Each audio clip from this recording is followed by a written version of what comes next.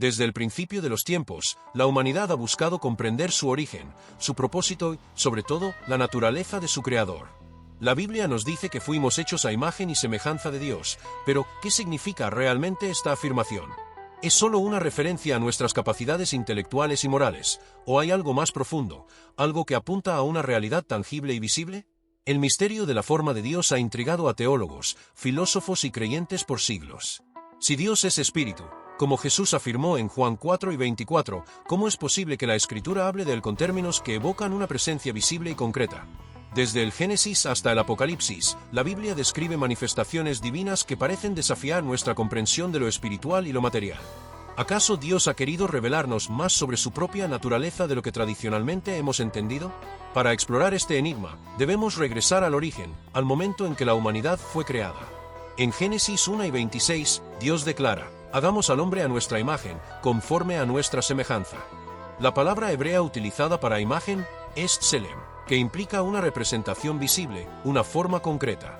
Mientras que demut, traducido como semejanza, sugiere una similitud más profunda, relacionada con la esencia y la naturaleza. Esta combinación de términos sugiere que el ser humano no solo fue hecho para reflejar el carácter de Dios, sino también, de alguna manera, su imagen de forma visible. Sin embargo, después de la caída, algo se fracturó. Adán y Eva, que antes disfrutaban de la presencia de Dios sin temor, se escondieron cuando oyeron su voz en el jardín. En Génesis 3, 8, se nos dice que oyeron la voz de Jehová Dios que se paseaba en el huerto al aire del día. Este pasaje es desconcertante. ¿Cómo un Dios puramente espiritual puede pasear por un espacio físico? No se trata de una visión ni de un estado místico, sino de una presencia real y perceptible. A lo largo del Antiguo Testamento, encontramos numerosas ocasiones en las que Dios se manifiesta de manera visible. En Éxodo 12 y 10, los ancianos de Israel vieron al Dios de Israel y describieron su apariencia. En Isaías 6, el profeta ve al Señor sentado en un trono alto y sublime, y la descripción es tan impresionante que Isaías teme por su vida. En Ezequiel 1, el profeta tiene una visión del trono celestial y describe a uno con apariencia de hombre, sentado sobre él. Estos relatos nos llevan a una pregunta crucial: si nadie puede ver a Dios y seguir viviendo, como se dice en Éxodo 33, 20, ¿a quién vieron estos hombres? La respuesta comienza a aclararse en el Nuevo Testamento. Colosenses 1 y 15 nos dice que Cristo es la imagen del Dios invisible, y Hebreos 1, 3 lo confirma al declarar que Jesús es el resplandor de su gloria y la imagen misma de su sustancia. Si Jesús es la imagen visible de Dios, esto significa que desde el principio la humanidad fue creada a su semejanza.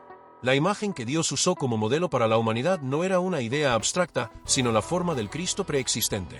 Es por eso que Romanos 8 y 29 afirma que fuimos predestinados para ser hechos conformes a la imagen de su Hijo. Esto no es solo una transformación espiritual, sino una restauración de la imagen perdida. La Biblia deja en claro que la revelación de Dios ha sido progresiva. En el Antiguo Testamento, se nos muestran vislumbres de su gloria. A veces, en forma de fuego, como en la zarza ardiente de Moisés. Otras veces, como un misterioso ángel de Jehová, que aparece a personajes como Abraham, Jacob y Gedeón. Este ángel de Jehová no es un mensajero común, pues habla como Dios, actúa como Dios y recibe adoración como Dios. Cuando llegamos al Nuevo Testamento, la revelación alcanza su punto culminante, y aquel verbo fue hecho carne, y habitó entre nosotros, y vimos su gloria, Juan 1 y 14. Lo que antes era solo una manifestación momentánea, ahora se hace permanente en la persona de Jesús. Dios no solo se muestra, sino que camina entre nosotros, come con nosotros, llora con nosotros y, finalmente, muere y resucita para restaurar la imagen divina en la humanidad. Sin embargo, la historia no termina ahí. La Escritura nos promete que un día seremos transformados a la imagen del Cristo glorificado.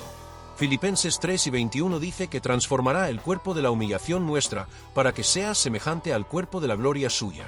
Esto significa que la humanidad redimida no solo reflejará el carácter de Dios, sino que incluso será revestida de su gloria. El Apocalipsis nos da un vistazo de este destino final. En el capítulo 22, se nos dice que los redimidos verán su rostro, algo que antes era imposible para la humanidad caída.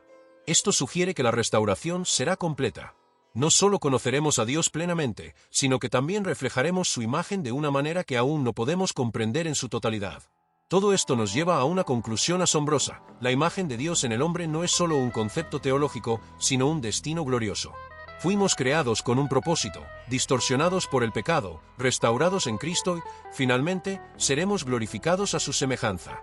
La historia de la humanidad no es solo la historia de su caída, sino la historia de un Dios que siempre ha estado revelándose, atrayendo al hombre de regreso a su imagen original.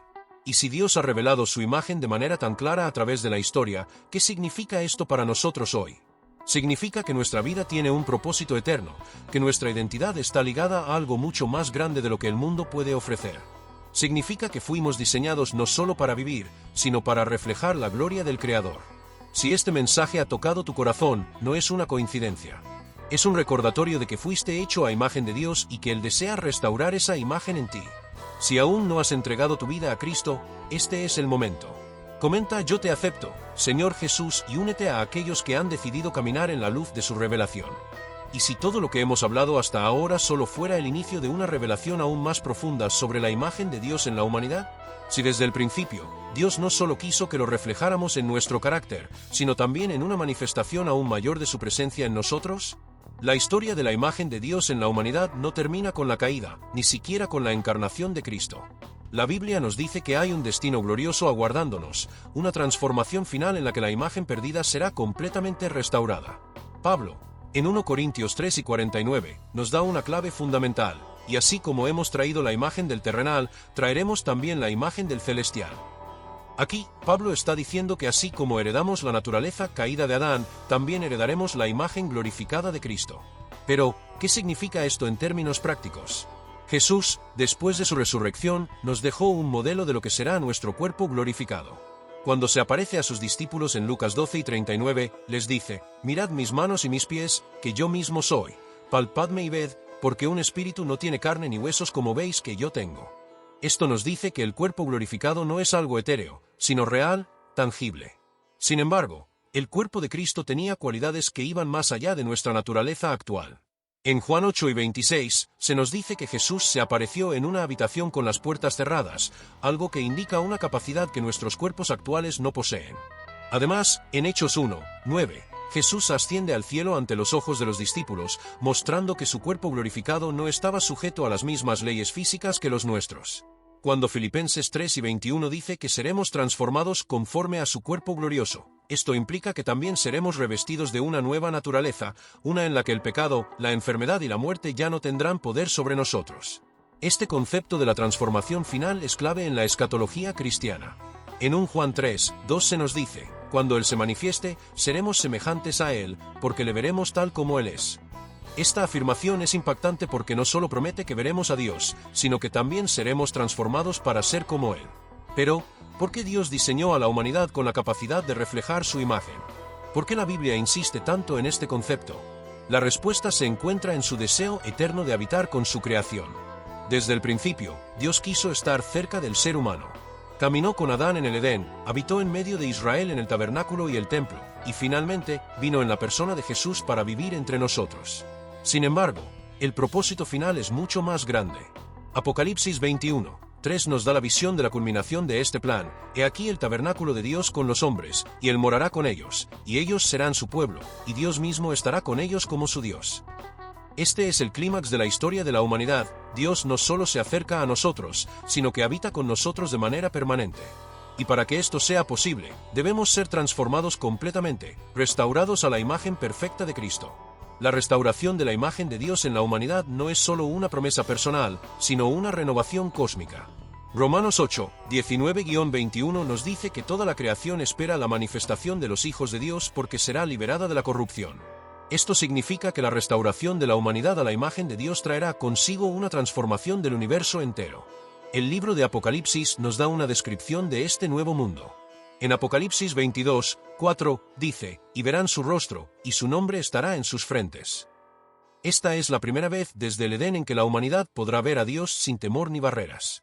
Es la consumación del deseo de Dios de revelarse plenamente a su creación. Y aquí hay algo que no podemos pasar por alto: si la humanidad fue creada a imagen de Dios y si esa imagen será restaurada completamente en la gloria, entonces la forma en la que Dios se reveló a lo largo de la historia tenía un propósito claro. Desde la imagen de Dios reflejada en Adán hasta la manifestación visible en Cristo, todo apunta a una verdad asombrosa: Dios nunca ha querido permanecer oculto. Jesús le dijo a la mujer samaritana en Juan 4, 23-24 que el Padre busca adoradores que lo adoren en espíritu y en verdad. Esta declaración no solo cambia la manera en que adoramos a Dios, sino que también nos muestra cómo seremos restaurados completamente en su imagen. Ser conformados a la imagen de Cristo no es solo un cambio físico, sino también una transformación del corazón y del espíritu. En 2 Corintios 3 y 18, Pablo dice: Por tanto, nosotros todos, mirando a cara descubierta como en un espejo la gloria del Señor, somos transformados de gloria en la misma imagen, como por el Espíritu del Señor. Este proceso de transformación ya ha comenzado en aquellos que han recibido a Cristo. La imagen de Dios en nosotros, que fue distorsionada por el pecado, está siendo restaurada poco a poco por el Espíritu Santo, hasta que llegue el día en que la veamos en su plenitud. Si esta verdad ha tocado tu corazón, es porque Dios está llamándote a acercarte a Él. Su propósito para tu vida no es simplemente que existas, sino que seas transformado a la imagen de su Hijo, para que puedas disfrutar de su presencia por la eternidad. Si aún no has dado ese paso, hoy es el momento. Jesús es la imagen visible del Dios invisible, y en Él encontramos nuestra verdadera identidad. Comenta aquí abajo: yo te acepto, Señor Jesús, como mi único y suficiente Salvador, y únete a aquellos que han decidido caminar hacia la gloria de Dios. Si ya sigues a Cristo, escribe amén en los comentarios y comparte este mensaje para que otros también puedan conocer la increíble verdad de que hemos sido creados a imagen de Dios y que un día esa imagen será completamente restaurada. Dios te bendiga, y que la imagen de Cristo se refleje cada día más en tu vida.